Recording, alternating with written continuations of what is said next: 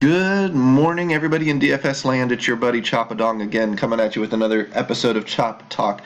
We're going to talk a little bit about consistency today.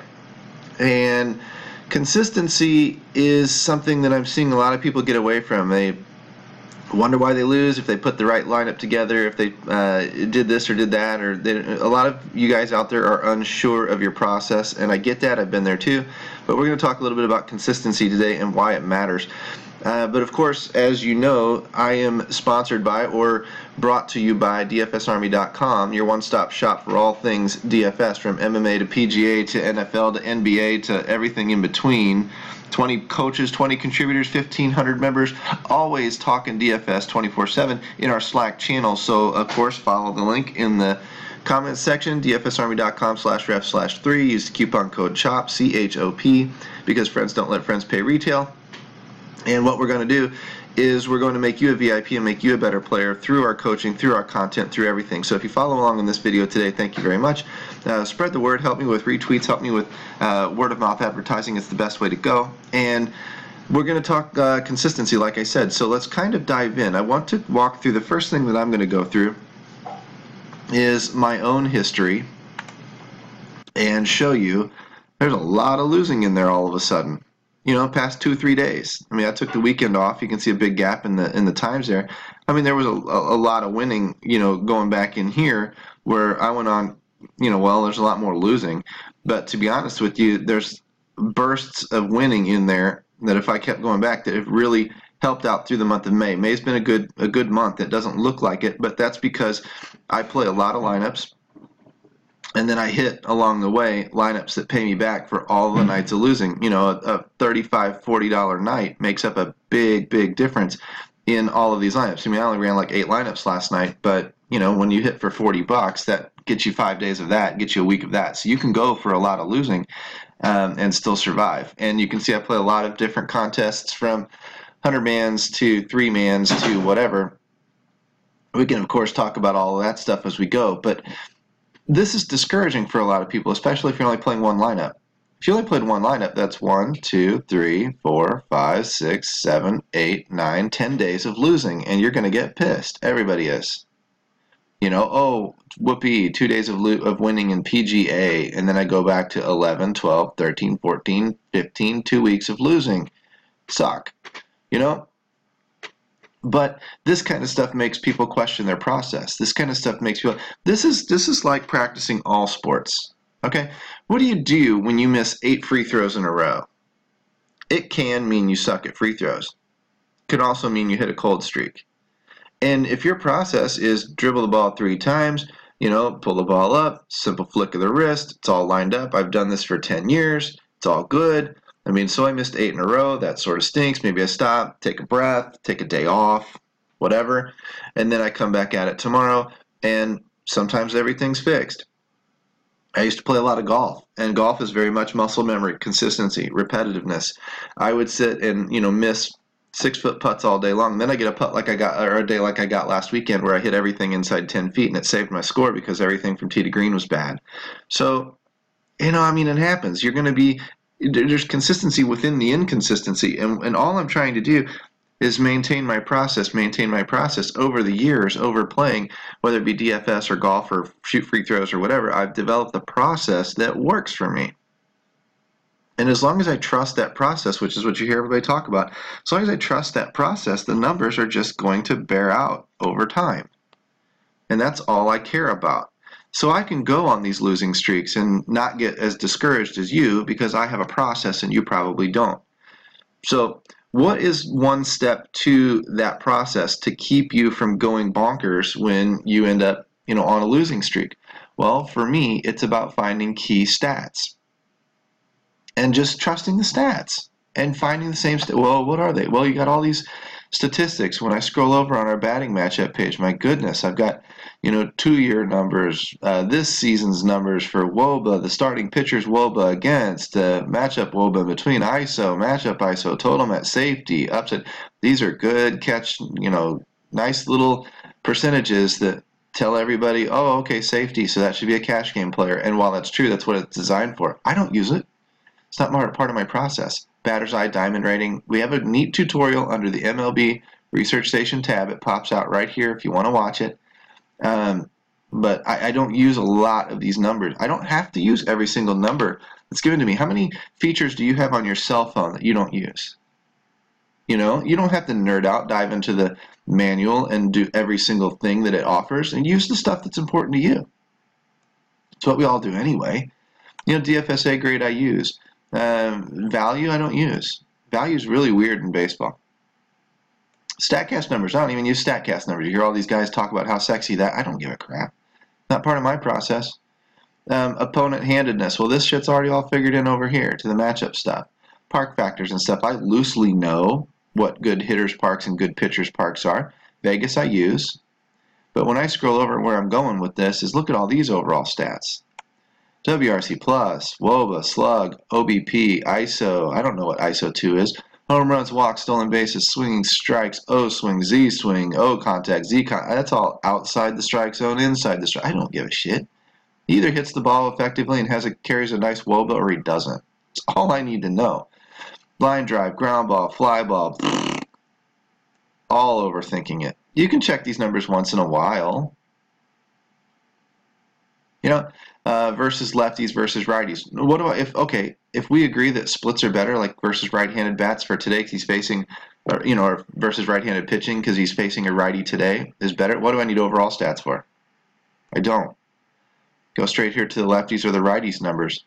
Now I don't have the O swing, Z swing, and all that crap. So I guess if that's a number that I'm really, really die hard on, and that's my like end all be all stat, then that's what I need to look at the overall numbers. But it's still got WRC+, WOBA, slug, ISO, OBP. You want OPS, OBP plus slug. So there's what, a 300 and a 440. So that's what, a 640, 740 for Trevor Story. That's not great versus righties. You know, strikes out 32% of the time. I wouldn't be using him against righties. You know, you can do that for all this stuff.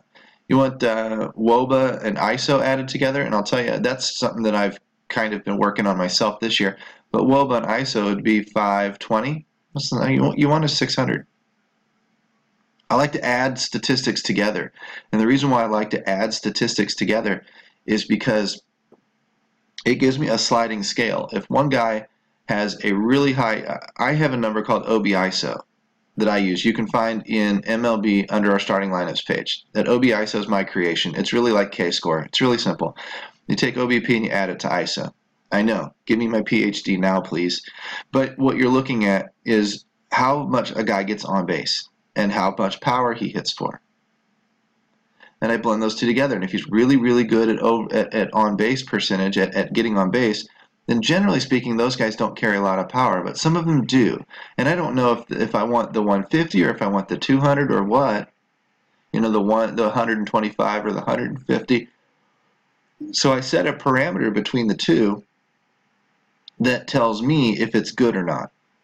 And it's all thought of by myself. And you guys can all do this yourself. As long as you understand the logic behind the statistics, you can make your own stats. And you can make them tell you whatever they want to tell you.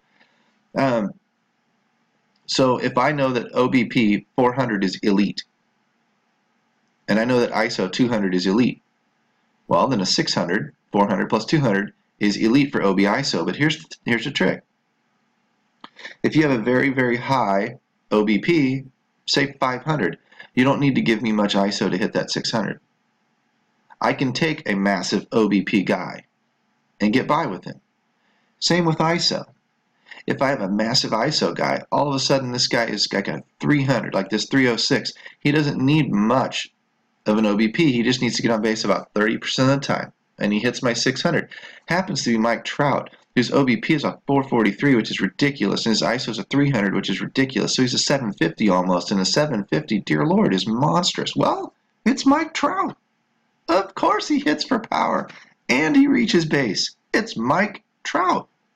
But he's a perfect example of what doing both allow. He hits for power, he doesn't make outs, he gets on base, he is a cash key. That's why he's a $6,000 player on Fanduel almost. And earns every penny of it. JD Martinez, 670, 680. Bryce Harper, lower ISO this year because they're not throwing to him, he's walking more.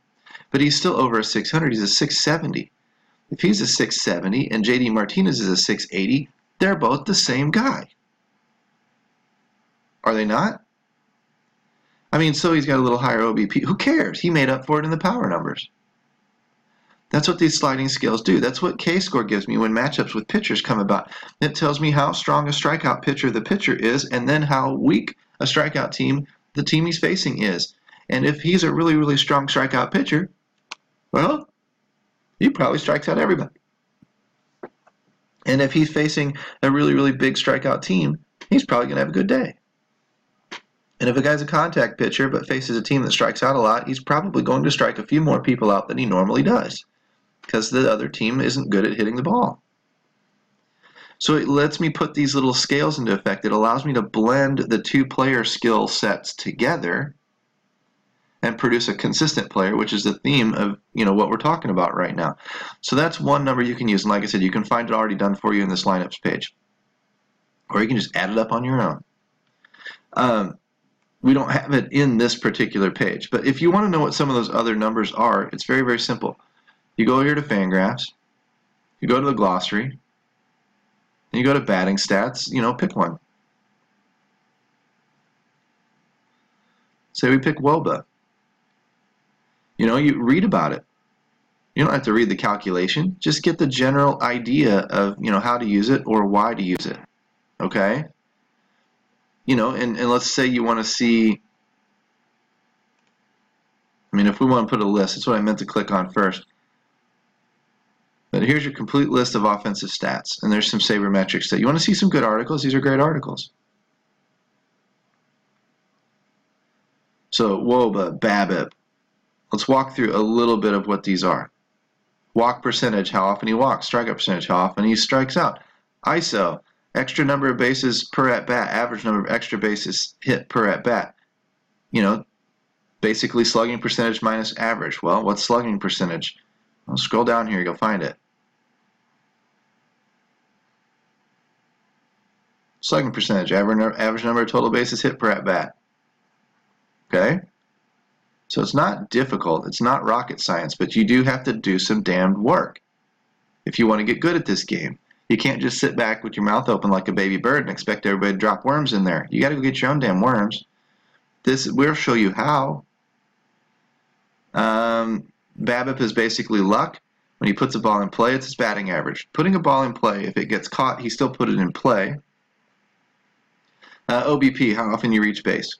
WOBA combines all the different aspects of hitting into one metric, weighting each of them in proportion to their actual run value, meaning a double is worth more than a single and a home run is worth more than a double. Weighted RC plus. That's how much he helps his team create runs. And it's weighted, meaning it's set to an average, meaning the average in the league is a weighted RC plus of 100. So if he's a 125, he's 25% better than average at creating runs for his team. It's a helpful stat. It's not my base stat, but it's a helpful stat. WAR is one that everybody loves to talk about. I think it sucks. But that's my opinion. You might think it's great. OPS is one of my favorites. It's a lot like WOBA. It's a combination of OBP and slug. And as we saw, slug is the average number of total bases hit per at-bat, and OBP is how often he reaches base. So if you combine those two together, you get a little bit of how often he reaches base along with a little bit of power. That's all WOBA is. They're not the exact same number. They're figured a little bit differently. OBP, it's just whatever. It's just a little bit different. But I like to use OPS. I'm looking for a number of 1,000. If you click this and read the article about OPS, you'll see what numbers to use. ISO is another one. What I'm doing right now, what I mentioned before, is I'm taking a little bit of that WOBA number from up here and I'm blending it with ISO. And instead of OB ISO for OBP and ISO, I'm getting WOB ISO, which is WOBA and ISO. Because here's why. Fantasy baseball rewards more of the power than it does just getting on base. So while just getting on base with a little bit of power is nice for a number like WOBA, WOBISO puts a little bit more emphasis on the ISO because WOBA is already going to be a power number. If I'm looking for 400 in WOBA, just like I do for OBP, 400 WOBA is great. Then I'm looking for a 200 in ISO. I'm still looking for a 600 in WOBA ISO. But what that's telling me is he's hitting for a little bit more power. It puts a little bit more weight to the power. If I click on WOBA, I'm going for a little bitty graphic that should be in this article. Not that, because, dude, I can't even understand that. Sit there and look at that, and I go to sleep. But if I scroll down a little bit and try and find, there, WOBA rules of thumb. Average, 320. 340 is good. Now you can see why I like the 350 number when I do our research station, right? I'm sorting out the just barely average or above average guys. I want great. 370, 400. 400 is elite. When I look at ISO, I'd see the same type of chart and say 200 is elite. Okay? You read this article till you go blind. And you can do the same thing for pitching stats. They're right there. You want to know what FIP and XFIP and Sierra and all that stuff mean? Click this, go read it. I've read it already. That's why I can tell you what it is. Now, you want to know what my favorite 3 stats are for? Oh my gosh, I have an article on it. Imagine that. So if I look down on base percentage, here's why. Because if you're a cash guy, if you like cash games, first of all, we had a big discussion last night, and that's what started me on this video for consistency. Is a lot of people don't know what stats to follow, and they don't really know are they a cash guy or not. And they don't really understand maybe why they are. They think it's easier to win, and it is, but they think that that's where they should start, and it can be. But baseball is so volatile that your scores are going to be really way up and way down, more so than other sports. And based on that, you're going to have very, very good nights on accident and very, very bad nights on accident. You want the very, very good nights on accident to pay you. You know, you might be aiming for the 50-50 line, and that's fine. But you're going to finish 5th in a 100-man 50-50 one night. And if you're only in the 50-50, you screwed yourself. You got to get paid on that night, man, if you want to stick around long term. So you have to incorporate some of those higher upside contests in baseball. You just have to. I don't care if you don't like playing them. Don't play baseball then. You have to incorporate them, or you will not stick around long term. If you noticed in my history, I showed you some $10 and $25 wins. Those weren't just double ups. Those were 100-man leagues. And I win a few of those on accident. And that $25 repairs 25 nights of losing. You see what I'm saying? You need to have that incorporated into your stuff. But we're still going to build with fundamentals for cash games. You know, safety, a little bit of upside, but safety. And I'm going to do that first with OBP. I pay attention to this statistic. This is a screenshot from Fangraphs, by the way. We were just there. And I'm going to go through every once in a while and take out the last, say, 30 days or the last 2 weeks or the last half a season or whatever. And I'm going to see who's leading OBP. Who's getting on base this year? If you watch it day to day to day to day to day, it's very, very hard to follow who's getting on base all the time because you're switching. You're off of this player and onto this one and off of this player and onto this one based on matchups. But you still need to go back and glance at the bigger picture. And if you just ran Joey Votto day in, day out, day in, day out, you're going to take his good days with his bad days. Sometimes his good days are against Clayton Kershaw. Some days his bad days are against that T-ball pitcher that sucks. But you're going to get them if you just run him, Mike Trout, Aaron Judge, Justin Turner, Tommy Pham type guys day in, day out, day in, day out. You know, Tommy Pham's on the downswing right now. He'll come back. Jose Altuve's on the upswing right now. He'll cool off. You know, I mean, he was bad for a month or so. And you don't get on him then. You watch other numbers, and that's where we'll get into the research station in a second. But as you're going through this, I'm going to watch OBP primarily. And I'm going to try and keep it on a short or a big enough sample size that it's not just daily luck, but a small enough sample size that it moves up and down through the season and can help me indicate if he's hot or cold. I want to play him when he's hot. I want to get off him when he's cold.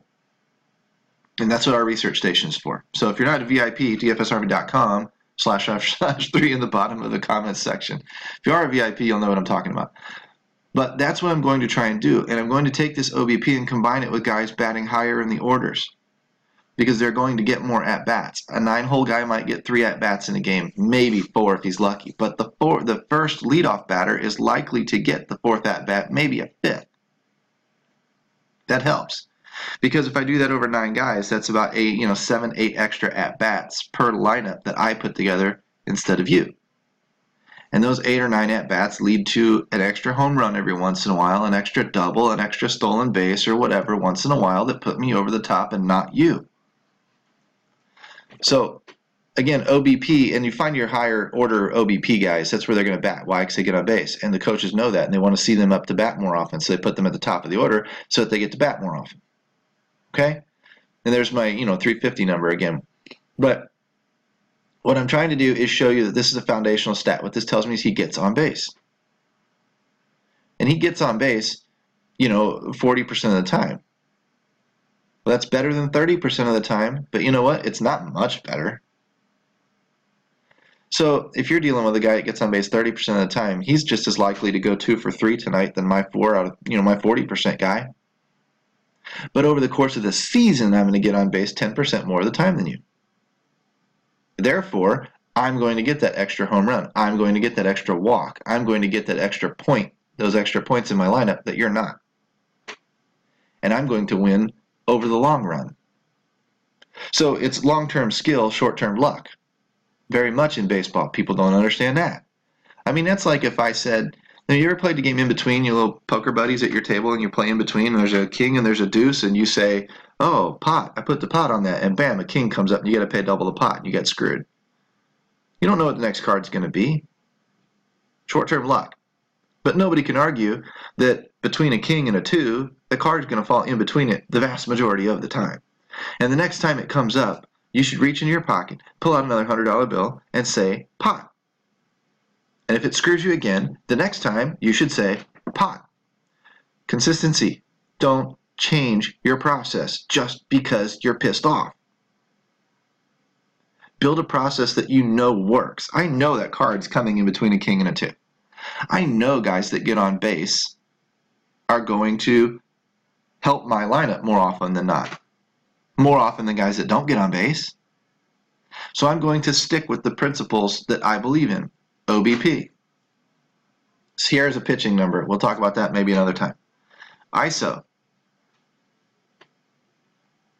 ISO is power. If a guy hits for 350, he's hitting for more power than a guy with a 270.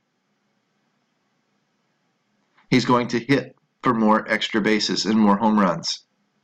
Blackman's great. Davis is great. Arenado's great. Giancarlo Stanton's better at the time of this graphic, at the time I wrote this article.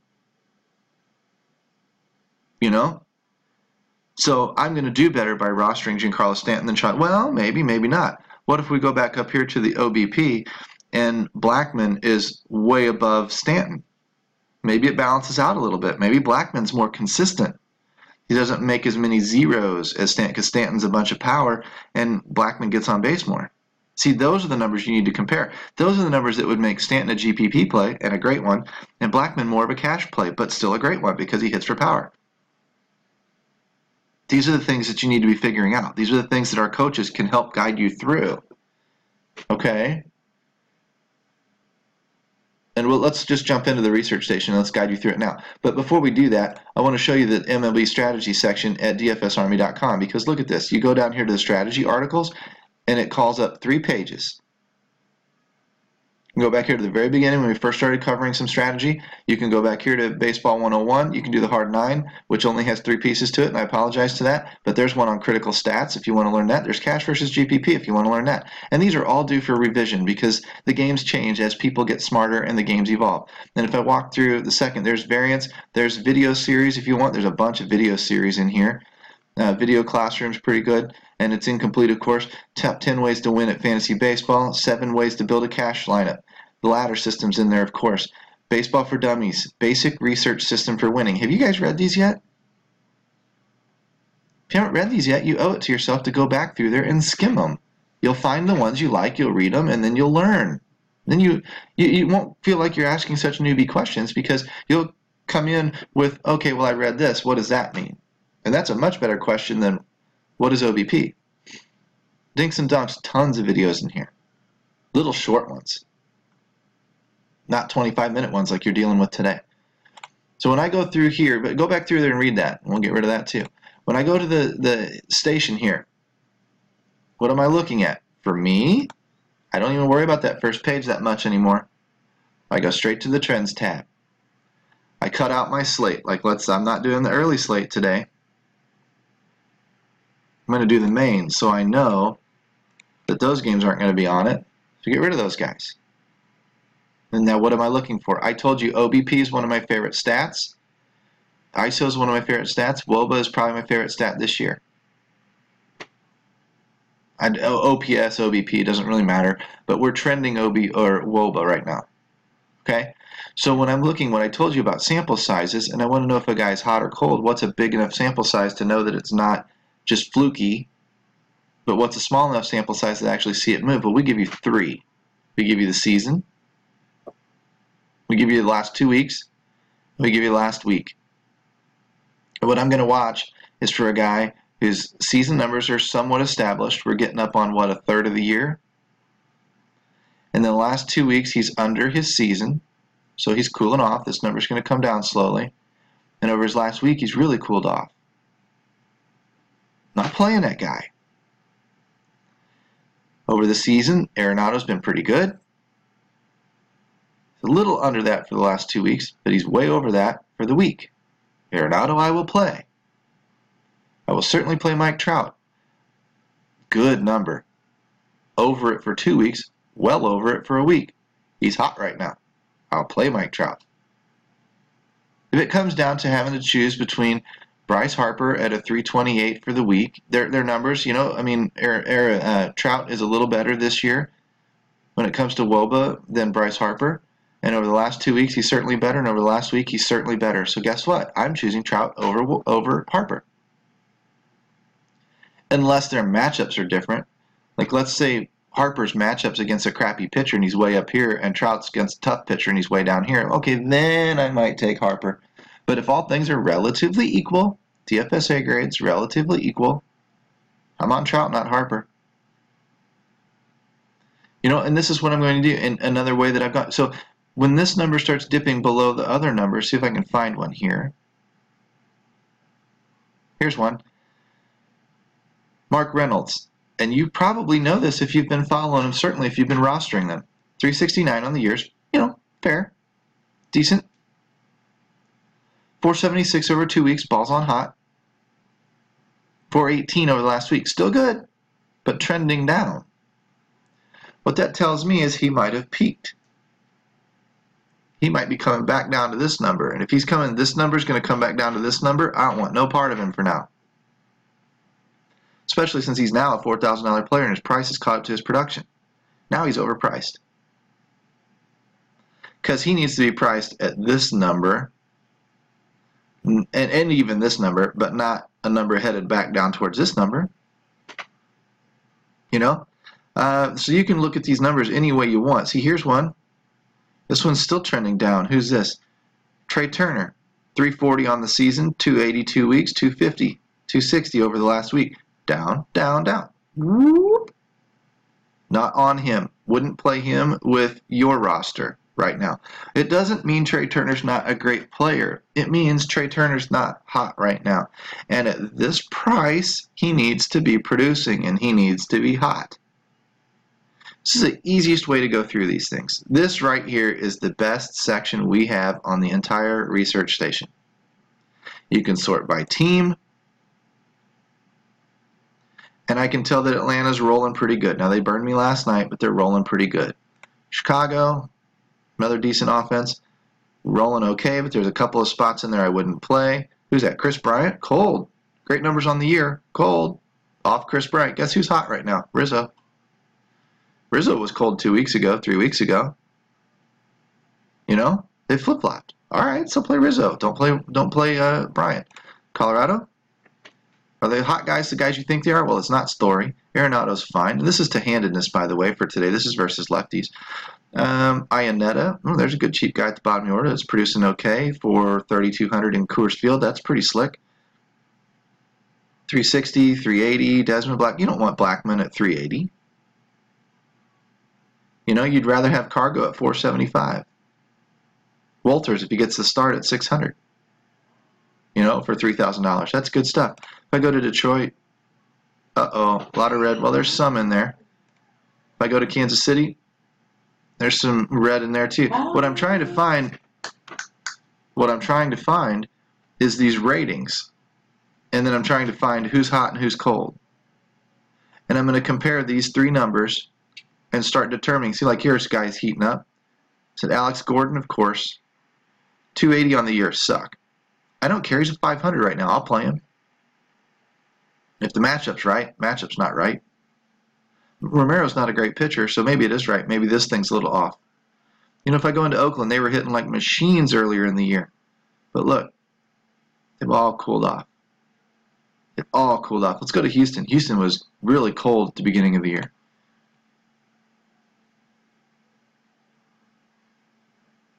I guess they're going to be on a different... there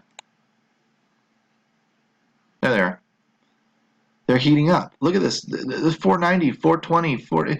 When a 497 is compared to a 323, it's not sustainable, guys. This number is going to come back down. But while it's up, I'm playing it. These numbers are going to come back down. They're going to come back down towards these numbers. And these numbers that are really, really low are going to come back up towards this number. For this number to get, to bring this number back up to here, he's going to have to hit it like a 450 or something like that. And he will. It's George Springer. I'm sorry, Carlos Correa. We know he's good. He's just not good right now. I'll wait till he gets good. I'll watch this 7-day number. When this 250 starts creeping up, well, it is already creeping up. He's a 238 over 2 weeks, and he's a 258 now. So I'm watching it. That gets to 260, 270, I'll start playing him at that low level. Because he's starting to get hot again. And he's going to come back up towards that 380 that he typically runs at. Do you see what I'm doing? All I'm trying to do is teach you this stat and how to use the smaller sample sizes in with the bigger sample size. Do that. That is my base. Now maybe you don't like me as a coach. Thank you for watching this video anyway. Maybe you don't like me as a coach, but that is my base. I am consistent here. I do not leave that column. I roster darn near everything accordingly. Because I know it makes effing sense. If he's good on the year and he's running better over the last 2 weeks and even better over the last week, he's hot. I should be playing him. And if he starts to drop off here, he's going to start to drop off here and come back down to this number, and I'm going to get off of him because he's not hitting anymore. That is common flippin' sense. And that is the very base of what I do. Sure, I look at OBP still, and I look at some other numbers still. Every once in a while, I'll scroll over here, and I'll open up the trending ISO. Is he hitting for power? Sure he is. Both these guys are. Altuve and Bregman. Did his hard contact trend up? Sure it did. All the indicators are up. So, I'm going to play the guy. He's swinging well. He's seeing the ball well. He's hitting it well. I'm on him. You know, at this type of number of 500 WOBA, he's worth $4,300. I'll play him. I won't even bat an eye at it. Okay?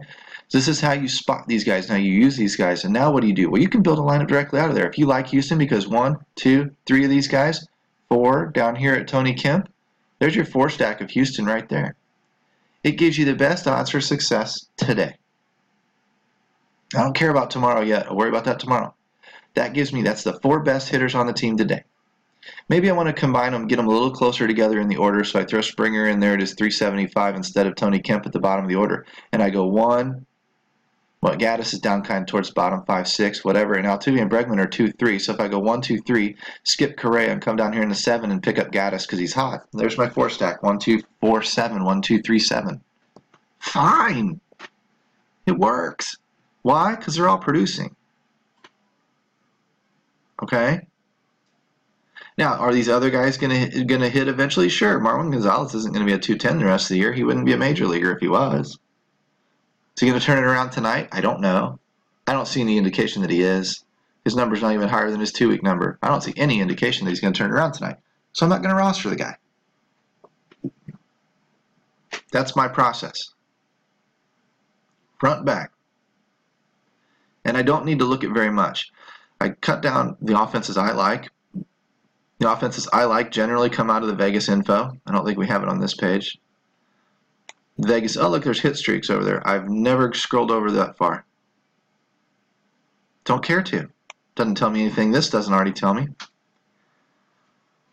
So don't overthink it. Pick a couple of basic stats. Catch all stats. OPS, WOBA, whatever. If you like the trending WOBA, go for it. Stick to it. Day in, day out, day in, day out, day in, day out. I don't care if your losing streak looks like mine over the past few days. It'll come back. Here's another thing I'll tell you. These are all 400 hitter guys, right? Do you know how to do this? If I have a 400 hitter, right? He gets on base 40% of the time. And another 400 hitter, and another 400 hitter, and another 400 hitter. That's 400 hitters in my lineup. Pretty good lineup in baseball, right? What are the odds they all get a hit at the same time? Same game. 2%. 2.5%. Pretty shitty, right? That's the game you're playing. Short-term luck. But if I had 300 hitters,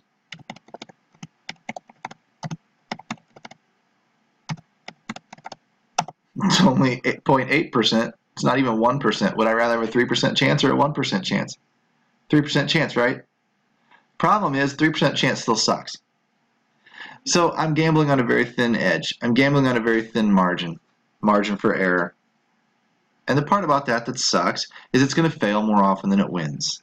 But when it does win, because nobody else can do it either, it's going to win big.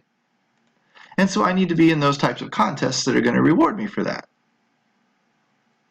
Does that make sense? So I need to be in triple ups, quintuple ups, big leagues that pay 25, on the dollar to the winners. Maybe even bigger GPPs. Now, I don't personally believe you can win a 1 in 1,000 shot or a 1 in a 5,000 shot. I think those are wastes of money. But I do know you can win the 100 mans, and I do know you could win 200 mans, 300 mans, and stuff like that, and they will pay you back. And you can win them frequently enough to grind up a bankroll if you've also got some of the other stuff in there to kind of steady and float it. And that's what the ladder system's talking about, and that's what we're going to try and revamp here over the coming weeks, is modernize it a little bit. But the theory is the same. The theory will always be the same.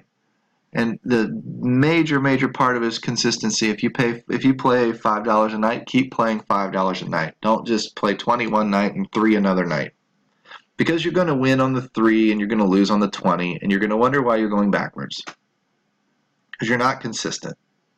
You're going to, stick with the same process and the same statistics. Listen to the same coaches. If you don't listen to me, don't listen to me. If you listen to other guys, listen to them. Follow their process, because what you're doing is you're giving it enough time to cycle through. Just like hitters. I'm going to run hot. I'm going to run cold. I'm running a little cold right now. Does that mean you jump ship on me and go to somebody else? Sure, if you don't want to be consistent. If you want to remain consistent, you stick around, you keep listening, you keep doing what I'm doing, and then we let the hot streak come back around. Because if you jump ship on me, guess what? My hot streak might start coming tomorrow or the next day, and you missed it because you're paying attention to that guy over there who's on a cold streak now, too. And you wonder why you're going backwards. That's why. There's a large portion of why, but the main thing is consistency. Same amount of play every day, same types of contests every day. Make your changes slower than you are. Also, understand that you're banking on guys that are hitting 30 and 40% of the time to all come through in the same night, and it's just not that likely. But we can use these stats to stack the odds in our favor as best we can and hope it happens, because when it does happen, we get paid, and if we're in the right contests, we get paid. So it all works together. But once you have that process and once you have that understanding, then you can do the same thing night after night after night, sit back and enjoy the games. Now you get frustrated like a night like last night where Kenta Maeda got pulled in the second inning against his will. That pissed me off. It pissed everybody off. I took 6 or 8 of my lineups and just threw them straight in the trash last night. But that happens. It's baseball. It's rare, but it happens. So stick to the same process. Next time Kenta Maeda starts, if he's the best pitching matchup, I'm going to play him again. He doesn't have a history of getting pulled in the second inning. If he had a history of being pulled in the second inning, he wouldn't have good numbers to make me want to play him in the first place. Stick with the numbers. Let them run out. Let them play out. Be consistent. Hopefully that is something to give you something to go on. It didn't talk a lot about today's plays, but it was a very important topic that you guys need to form a basic structure and be consistent with it, and find some basic core stats that you trust and stick with them. And use the other fundamentals: batting high in the order, going up against soft pitching, playing with other guys in the same lineup and correlating and stacking a little bit, entering contests that pay you when you win them instead of only pay you $3 instead of $10 when you win them, because they don't make up enough ground for the times you miss. Okay, that's the kind of stuff we're constantly talking to our guys about inside DFSArmy.com. If you're not a DFSArmy.com member, then follow the link in the description of the tab and become one. Use code CHOP because friends don't let friends pay retail, CHOP. And I'd love to work with you on the inside. Work with these guys all day long. In fact, I'm getting ready to go do chin music. We'll drop that, and then I'll be in there coaching for pretty much the rest of the day, on and off. So have a good one, guys. Thanks for watching the video all the way through, and I guess I will see you when we make another one. Peace out.